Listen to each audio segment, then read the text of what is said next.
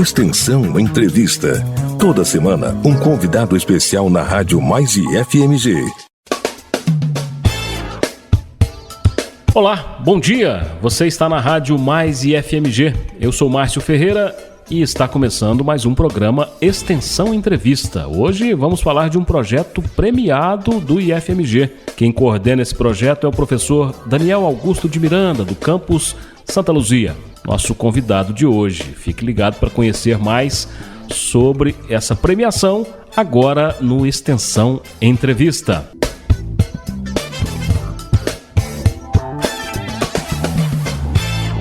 Professor Daniel, bom dia, obrigado pela presença e bem-vindo à Rádio Mais IFMG. Olá, Márcio, bom dia, muito obrigado aí pelo convite, é uma satisfação muito grande estar aqui com vocês, obrigado. Daniel Augusto de Miranda é graduado em Engenharia de Produção Civil pelo Cefet de Minas, mestre em Engenharia Civil pela Escola Politécnica Federal de Lausanne, na Suíça, e doutor em Saneamento, Meio Ambiente e Recursos Hídricos pela Universidade Federal de Minas Gerais. É professor do IFMG Campus Santa Luzia desde 2019. É o coordenador de um projeto de saneamento que venceu o prêmio e-Hackathon, promovido pelo Banco Interamericano de Desenvolvimento. É com ele o nosso Extensão Entrevista de hoje. Professor Daniel, a nossa primeira pergunta é bem, na verdade, uma apresentação do convidado pelo próprio convidado.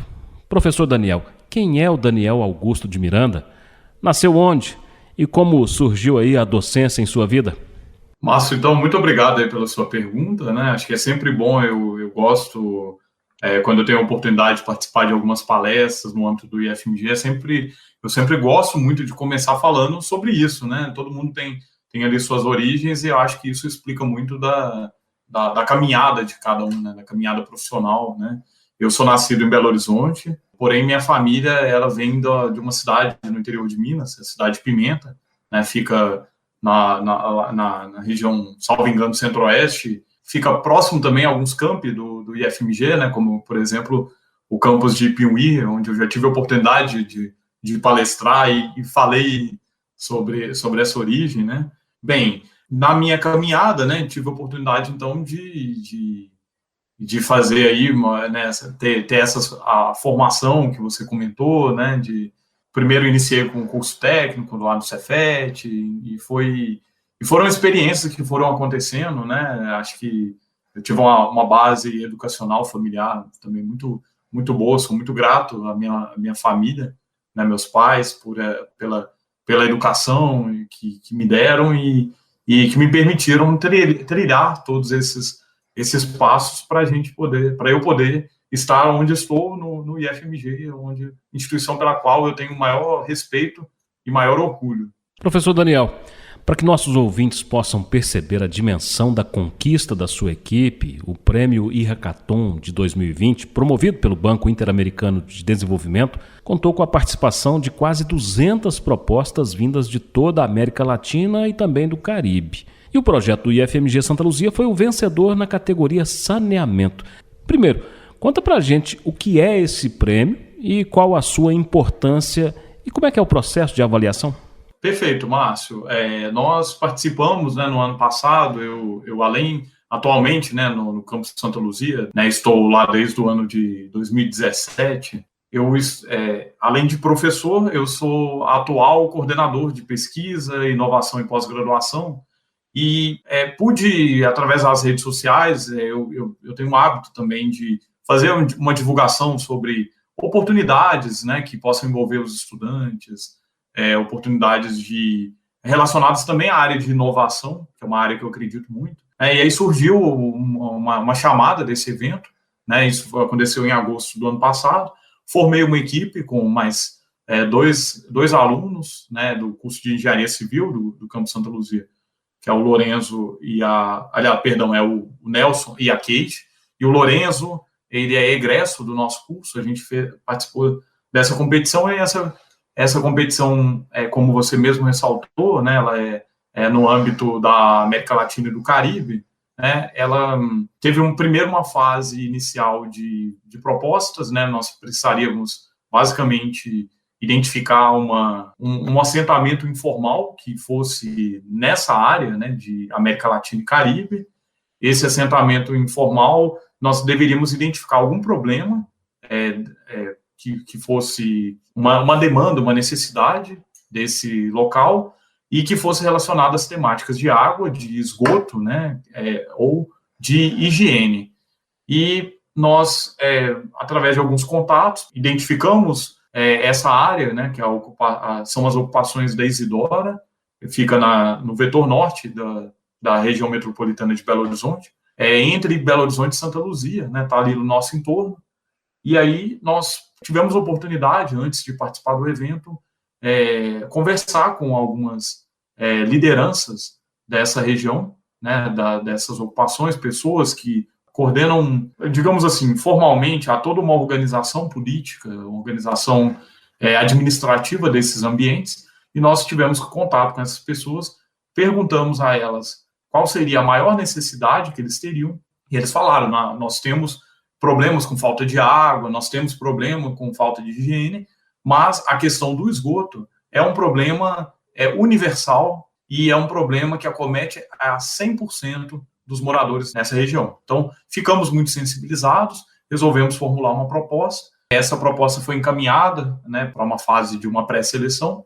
Das 169 propostas que foram cadastradas no portal dos organizadores do evento, né, tudo isso coordenado pelo BID, nós fomos selecionados entre as 30 propostas, que envolviam 17 países da América Latina e Caribe, e participamos no mês de setembro do ano passado dessa competição. Essa competição era na verdade, uma maratona de inovação. Nós tínhamos que desenvolver algumas ideias e transformar esse problema numa tecnologia, numa proposta inovadora que pudesse futuramente se transformar numa startup. Então, essa era a proposta do evento, né? Para nossa felicidade, nós fomos uma das 3 equipes ganhadoras, foram, então, 3 categorias, categoria água, categoria saneamento e categoria higiene, né? Na categoria água, ganhou uma equipe da Venezuela, na categoria de saneamento, ganhamos nós, do IFMG, do Campo Santa Luzia,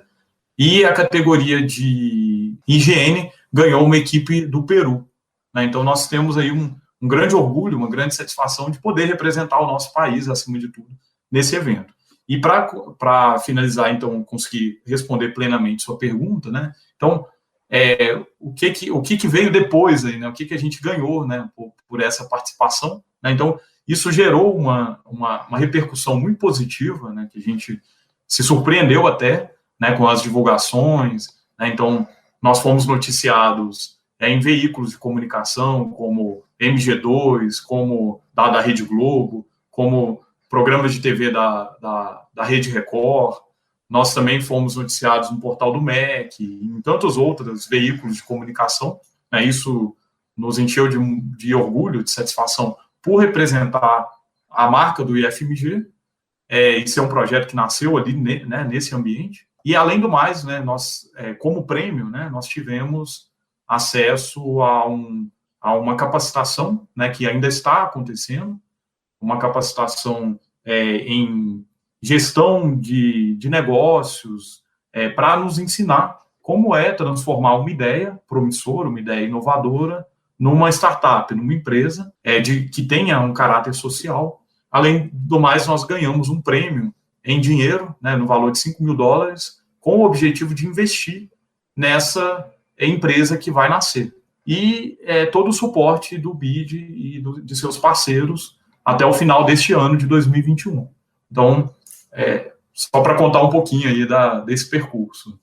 Professor Daniel, essa ocupação, a ocupação da Isidora, como você disse, na divisa de Belo Horizonte com Santa Luzia, inclusive é tida como um dos casos mais graves em termos de violações de direitos humanos. Explica para os nossos ouvintes a realidade da comunidade atendida pelo seu projeto e também, se possível, sintetizar todo esse grande trabalho. A gente sabe, nós que temos hoje acesso ao saneamento, a água tratada, potável, na torneira de casa, talvez não tenhamos a dimensão de quantas pessoas convivem com a falta de saneamento. Praticamente metade da população. Como é que é a situação, como vocês vivenciaram essa realidade da comunidade da ocupação da Isidora? Ótima pergunta. Essa comunidade, né, nós já conhecíamos, digamos assim, eu particularmente já conhecia de ouvir falar, conhecia de nome, mas eu não tinha a noção, eu não convivia com essa realidade, né? Isso aconteceu durante a fase preparatória para esse evento, e eu me surpreendi com essas informações que você acabou de mencionar.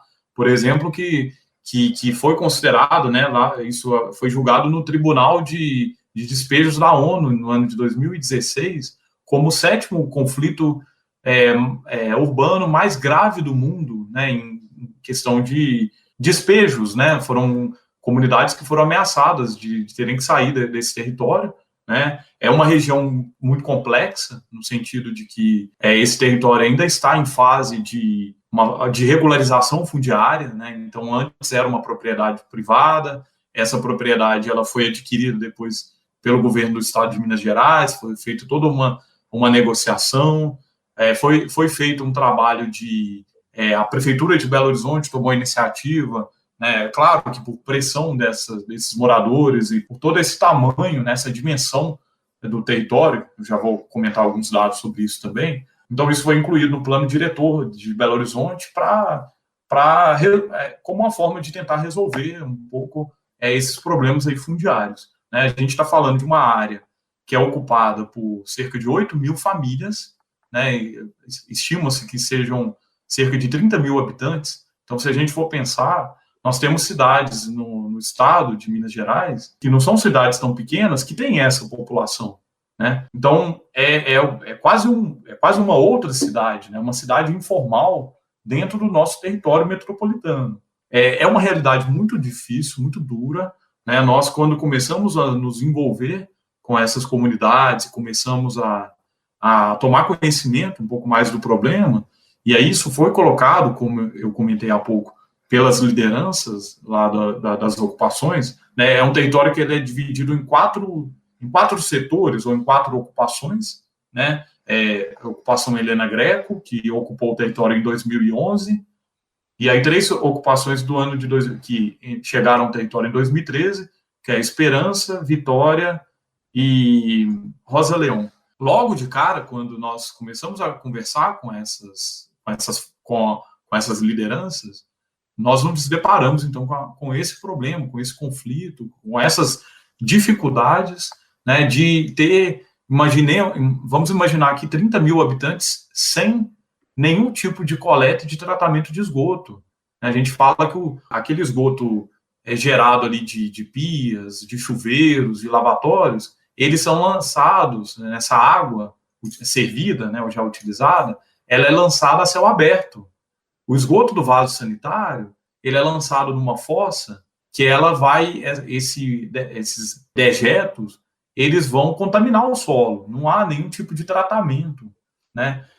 Vão contaminar ali lençol freático, vão agredir o meio ambiente. Então, nós nos deparamos com essa realidade muito complicada, muito difícil, né? Nós também não podemos esquecer que a gente está no meio de uma pandemia, né? Então isso acentua ainda mais essa desigualdade, e durante os trabalhos que a gente vem desenvolvendo com essas comunidades desde do ano passado, de agosto para cá, muitas vezes nós paramos para organizar campanhas de arrecadação de alimentos, campanha de Natal, campanha de Páscoa, porque são famílias de trabalhadores autônomos que perderam seus empregos informais, que já eram informais, né, e agora no meio da pandemia, em que as pessoas ficam restritas aí aos deslocamentos, essas famílias, esses trabalhadores autônomos, pedreiros, empregadas domésticas, né, trabalhadores de atividades informais, perderam a sua renda.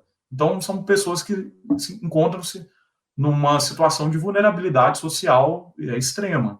Né? Então, essa é a realidade. Então, mais do que simplesmente um projeto, né, que busca realizar essa coleta e tratamento de esgoto, nós acreditamos que estamos ali contribuindo no sentido de dar dignidade a essas famílias, a essas pessoas, né, e fazer cumprir um pouco também do que consta na própria Constituição Federal. Né? Então, é é realmente um cenário desolador, né? Eu costumo dizer também que nós temos, felizmente, uma situação de conforto, uma boa parcela da população, quando a gente vai lavar as nossas mãos, ou que a gente vai tomar um banho, né? E a gente tem um bom chuveiro, uma água tratada, mas nós não podemos deitar no travesseiro e achar que, como você mesmo comentou, Márcio, quase metade da população não tem acesso a isso. Então, eu me sinto quase que obrigado, no bom sentido, né? Eu me sinto como um profissional, né, como um professor, estando numa instituição de ensino que preza pela melhoria das condições de vida do seu entorno, né?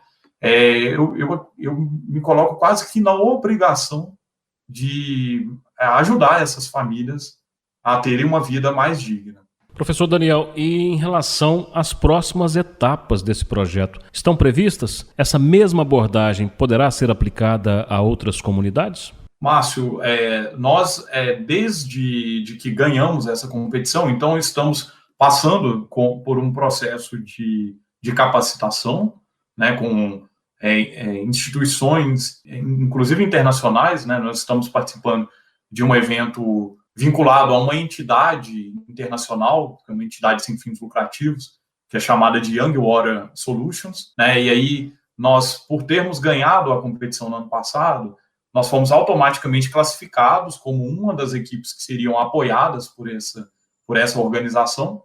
É uma organização que tem sede na Bélgica, em Bruxelas, e nós estamos tendo, né, essa capacitação, esse acompanhamento para a gente tentar aprofundar mais esse modelo que foi proposto, né, e como eu já comentei, transformar essa ideia numa empresa, né, então essa é a proposta, esse é o anseio do BID, né, nós sabíamos disso no momento em que nos inscrevemos para essa competição. Essa capacitação, ela continua, né, por exemplo, agora no dia 24, eu e mais uma colega da equipe, né, que é a estudante do curso de Engenharia Civil, a Kate, nós vamos participar de um evento, um bootcamp, né, um módulo presencial, né, que vai acontecer na Cidade do México, né, então nós estamos indo para lá para passar por essa etapa de capacitação, e essa etapa exatamente, ela também vai nos ajudar a empreender esse modelo.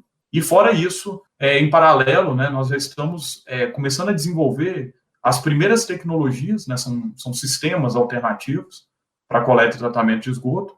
Então, nós estamos iniciando a construção do nosso primeiro dispositivo, né, é importante que a gente tenha uma experiência, uma história para contar, né? Então, numa dessas comunidades, a gente já começou no final da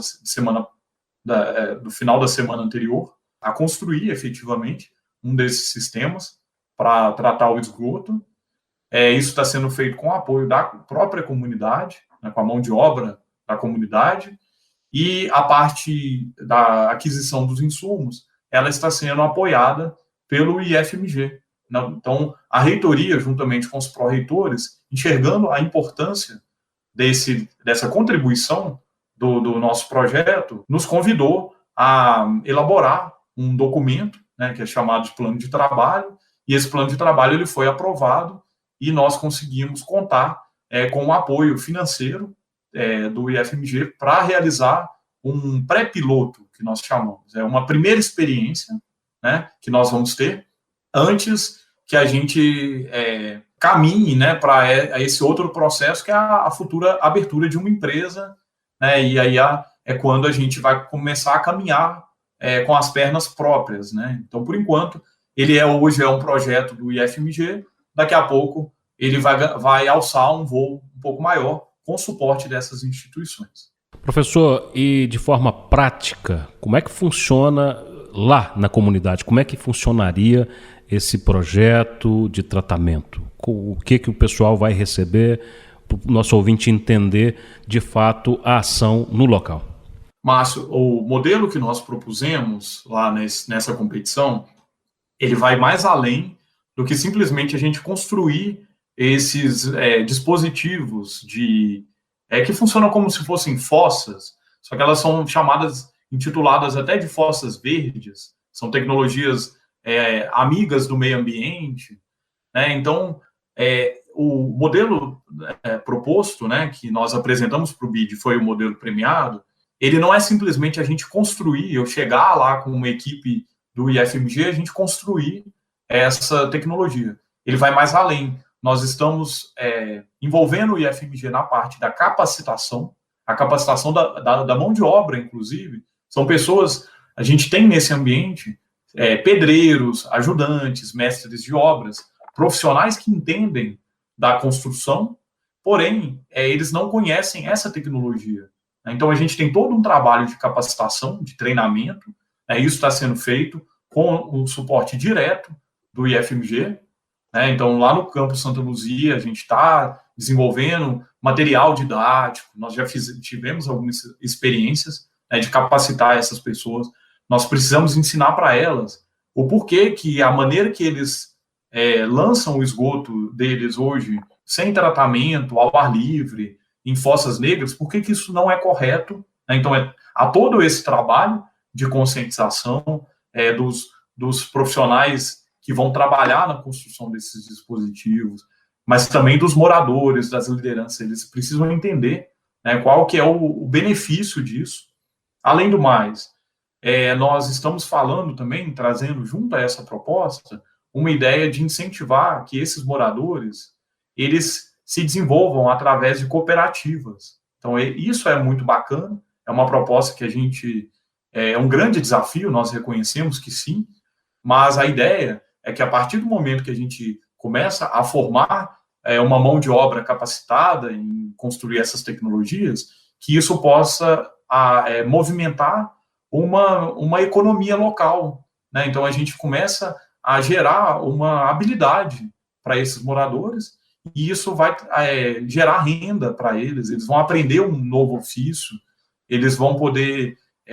a nossa ideia também é que esses sistemas, acho que é um outro ponto importante também, que o ouvinte precisa estar por dentro para entender um pouco melhor. Todos esses sistemas, eles têm um custo, então os moradores, eles precisam arcar com alguns custos, Então, nesse primeiro momento em que nós estamos sendo apoiados pelo IFMG, a gente está fazendo isso sem transferir nenhum custo para os moradores. Nós estamos naquele momento que estamos aprendendo a fazer, conjuntamente com eles, essas tecnologias. Mas no futuro, em que esse projeto ir mais além dos muros do IFMG, se transformar numa empresa social, a nossa proposta é que os moradores eles vão pagar por essas tecnologias, porém de uma forma como se fosse um financiamento. Então, a gente vai aportar um recurso para comprar os insumos que eles precisarem e nós vamos fazer um financiamento, como a gente financia um carro, uma casa, é a mesma ideia.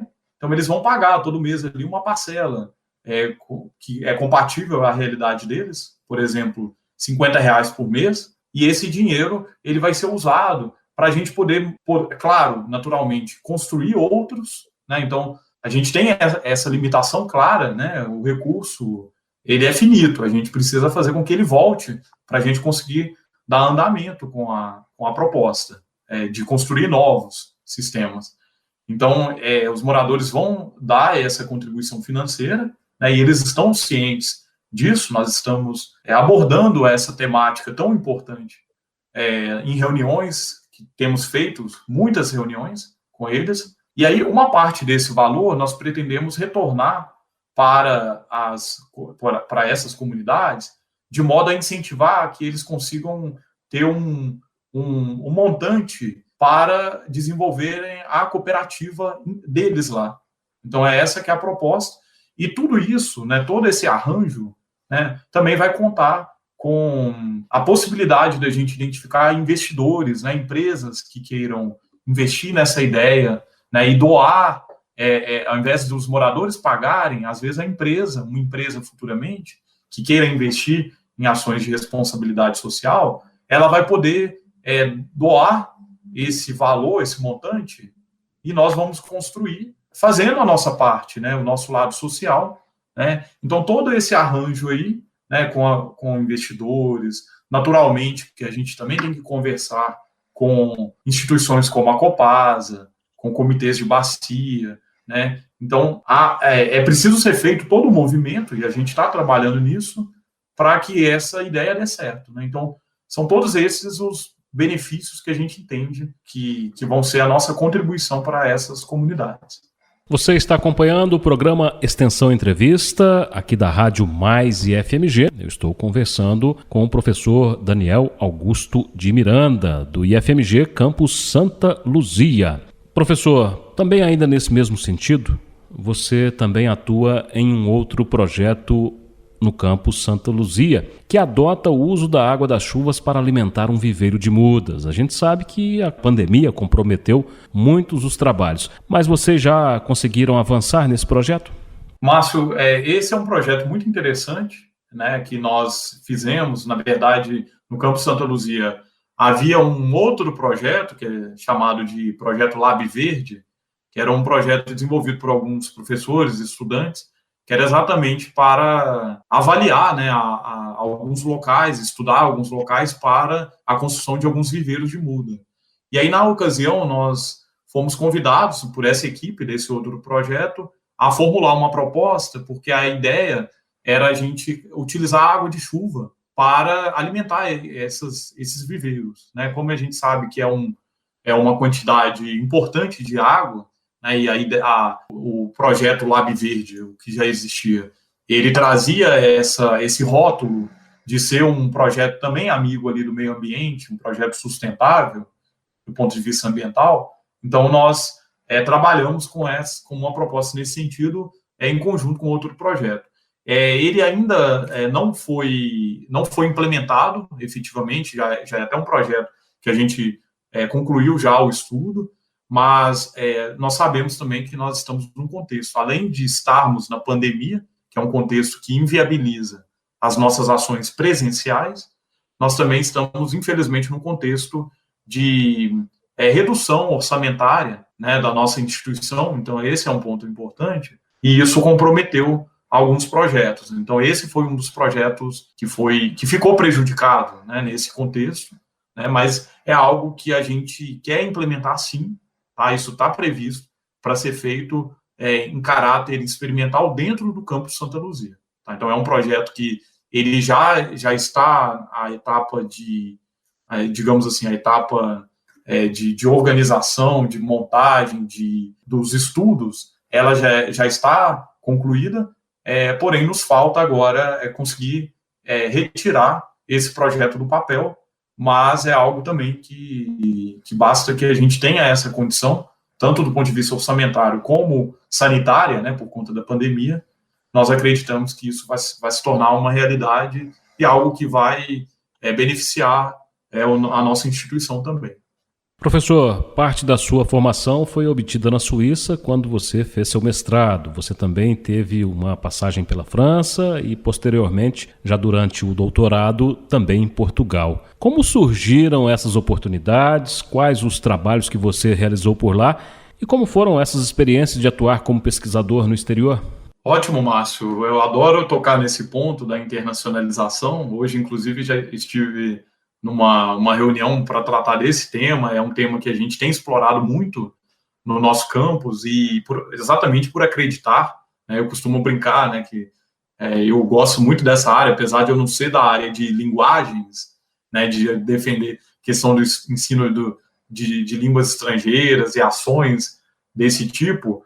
Eu me considero internacionalizado, né, e isso surgiu na época que eu estava na graduação, né, no curso de engenharia, no Cefet.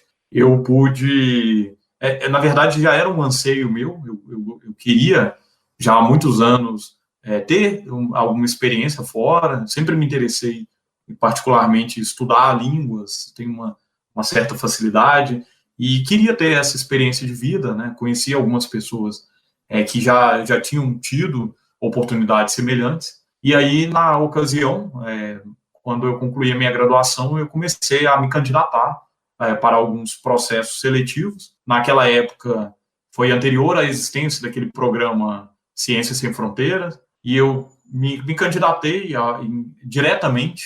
Na época, a essa instituição suíça, e aí eu fui contemplado, né, com a vaga para poder cursar esse mestrado. Não hesitei, era um desejo que eu tinha, fui me preparando para isso. Pude, na ocasião, né, morei por lá durante 1 ano e meio, na época do mestrado, e trabalhei, inclusive, com a minha área, a área de recursos hídricos, né, então essa área que trata da água. Eu pude ter algumas experiências de laboratório, que é algo que eu particularmente sou muito entusiasta, e na ocasião havia a possibilidade de eu fazer uma espécie de um intercâmbio, né? Eu costumo até brincar que eu fui para o exterior do exterior, né? Eu já estava fora e fui para outro país, né? Então eu tive uma oportunidade de fazer um estágio na região metropolitana de Paris, na França, no Laboratório Nacional de Hidráulica e Meio Ambiente. E aí eu fui trabalhar com modelos de laboratório, modelos reduzidos, né, para quem é da área técnica sabe do que eu estou falando, e a gente trabalhou em representações, né, em menor escala da realidade para a gente poder desenvolver novas tecnologias, né. Eu trabalhei com um tipo de estrutura civil incorporada às barragens, né, uma estrutura importante que nós chamamos de vertedouros, né. E aí eu concluí, né, meu mestrado, foi uma experiência incrível, uma experiência que eu sempre recomendo. Eu acredito que a minha vida se divide entre antes e depois dessa experiência, na minha vida profissional, minha vida pessoal. Então é algo que eu incentivo os meus alunos, incentivo os meus colegas e vejo como isso foi transformador, né? Nós temos alguns movimentos dentro do IFMG nesse sentido, e anos mais tarde, né, então, mais recentemente, eu já estava no IFMG, eu tive a oportunidade de fazer um doutorado, é uma modalidade de doutorado, que é chamado de doutorado em cotutela, um doutorado de duplo diploma, e no Brasil eu tinha um vínculo com a UFMG, Portugal, eu tive um vínculo com uma outra instituição, e aí eu pude também ter uma experiência, né, de morar e desenvolver uma parte da minha pesquisa em Lisboa.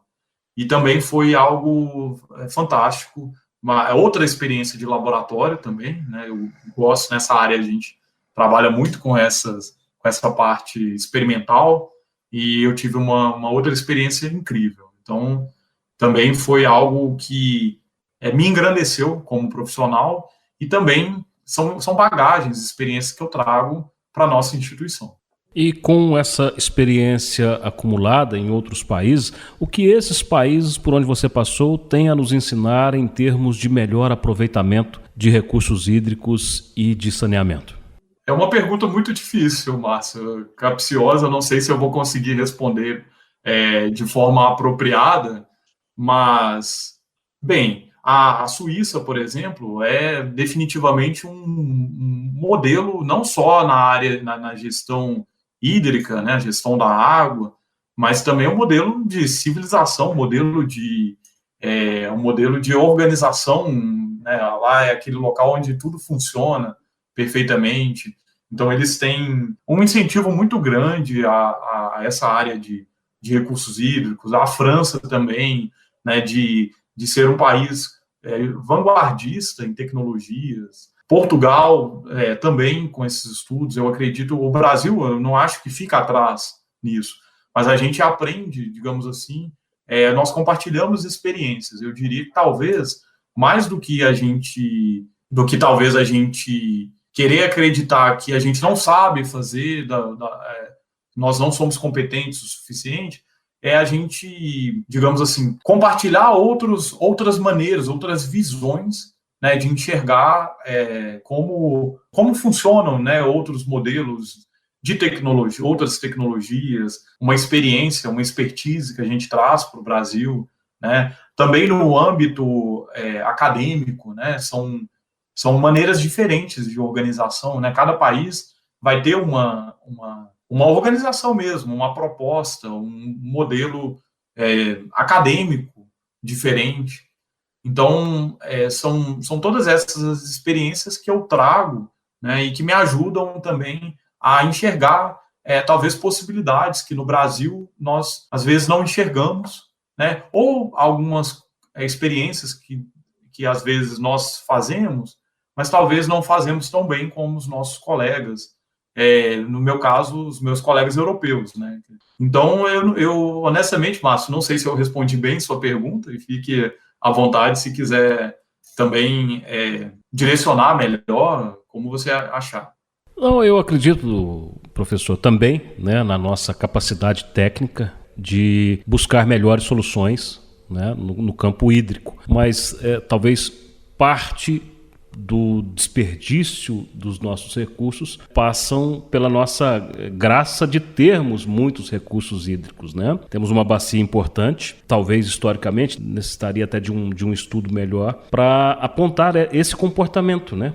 Se não é uma questão também comportamental, por nós termos um recurso abundante, se também nos damos a essa condição de desperdiçar mais. Poderia ser por esse lado também? Sim, Márcio, você colocou um ponto importante, né? Eu acho que também me ajuda, talvez, a aprofundar um pouco melhor na minha resposta.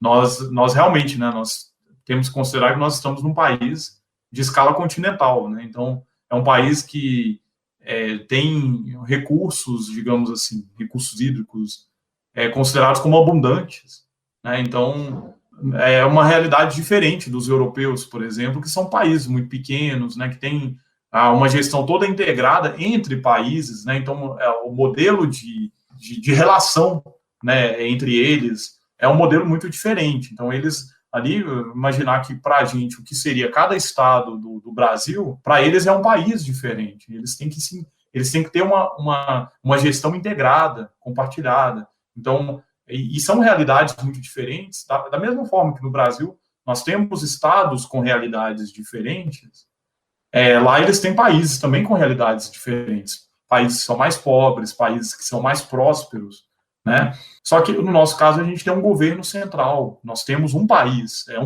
esse continente, com todas as suas desigualdades, representam um país só, né? Então a gente tem essas desigualdades que talvez para os europeus são uma realidade um pouco diferente, né? Porque eles têm uma organização numa escala menor do que a nossa, né? Então, problemas como esse que você citou, questão do desperdício de água, né? Questões culturais também, né? Eu até compartilho uma experiência muito interessante. Ano passado, nós recebemos no nosso campus um grupo de estudantes e de professoras franceses que vieram para passar uma semana conosco antes da pandemia e queriam conhecer um pouco como que funciona ali a maneira com que a gente lida, né, com a água, com os recursos hídricos. E achei muito interessante, eu percebi algumas questões culturais.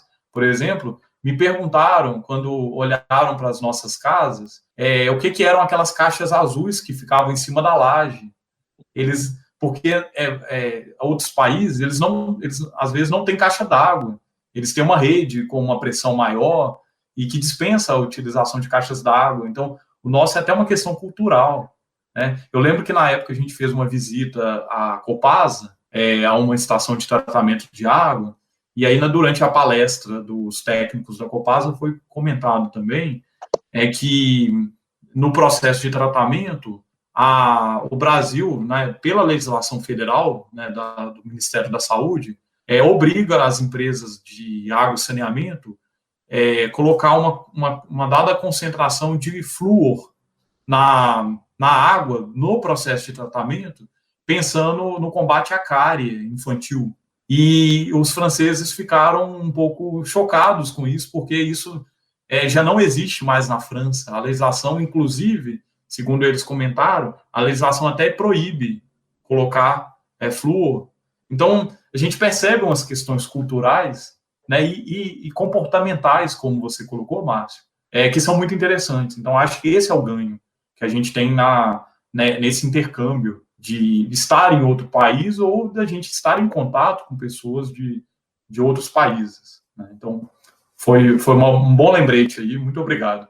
E dessa nossa conversa, caminhando já para o fim, eu acho que 2 pontos, né, que merecem um destaque de todo esse assunto tem a ver com comportamento. uma política de Estado para levar o saneamento básico a todas as pessoas e um aspecto comportamental de todos nós, e é independente se é francês, se é brasileiro, se é peruano, se é mexicano, é de todos nós que estamos no mesmo planeta, a nossa relação direta com o meio ambiente, né? Cada vez mais buscar uma convivência sustentável. Eu acredito que de tudo que nós falamos, fantástica premiação, né, do seu projeto, da sua equipe, mas que tem a ver justamente com tudo isso, né? A nossa relação com o meio ambiente, a nossa preservação dos recursos hídricos, que são finitos, e também a política de Estado para levar mais saneamento para todos os brasileiros. Professor Daniel, queria agradecer muito a disponibilidade, a gentileza de estar com a gente aqui, conversando sobre esse importante tema, né? Primeiro, parabenizar pela premiação, mas um assunto tão pertinente para a vida do brasileiro. Márcio, eu que agradeço mais uma vez pelo convite, fico muito feliz de poder falar um pouco sobre essa experiência. É uma experiência que aconteceu um pouco por acaso, né, essa questão da premiação, né, nós não esperávamos, né, que tivéssemos tamanho êxito, né, numa competição de nível internacional, né, nós concorremos, como eu comentei mais cedo, com equipes fantásticas de 17 países e pudemos, né, representando ao nosso instituto, sair vencedores como a única equipe do Brasil, né, que ganhou esse evento. Então isso nos dá uma enorme satisfação e a gente consegue cumprir o nosso dever como profissional, o nosso dever social, né. Eu costumo também dizer aos meus alunos nas colações de grau, né, quando eles fazem lá aquele juramento, eu costumo dizer, gente, prestem atenção nas palavras que vocês estão repetindo, né? A gente se compromete a ter responsabilidade social, a gente se compromete a preservar o meio ambiente. Então, acho que é o nosso papel como profissionais, o nosso papel como cidadãos, da gente buscar construir um melhor local para a gente poder viver, para a gente poder trabalhar, né? Como você citou também, estamos num planeta e o mundo é um só. A gente não tem um planeta B. A gente tem que proteger esse local que nós estamos. E aproveito, então, para finalizar aqui minha fala, convidando a todos os ouvintes, né, os estudantes, os professores, a participarem de eventos como esse. Às vezes, há eventos e às vezes a gente não acredita no nosso potencial, né? Então, nós somos prova viva que é possível, né, que a gente tem condições, não é porque nós estamos num instituto que é relativamente novo, né, enquanto instituição, enquanto unidade, que a gente não tem a capacidade e a expertise e que a gente não consegue se destacar, né? Então, acreditem no potencial, né? O IFMG abraça todas essas causas e nós estamos aqui à disposição para a nossa comunidade acadêmica e sempre é acolhida, e nós acreditamos muito nesse tipo de iniciativa. Esperamos que no futuro haja outras equipes participando e sendo contempladas por esses projetos tão importantes. Muito obrigado, Márcio, pela oportunidade. Nós aqui agradecemos, professor. Eu conversei com o professor Daniel Augusto de Miranda, do campus Santa Luzia. Esse foi o Extensão Entrevista de hoje. Continue ligado na Rádio Mais e FMG e até o nosso próximo encontro.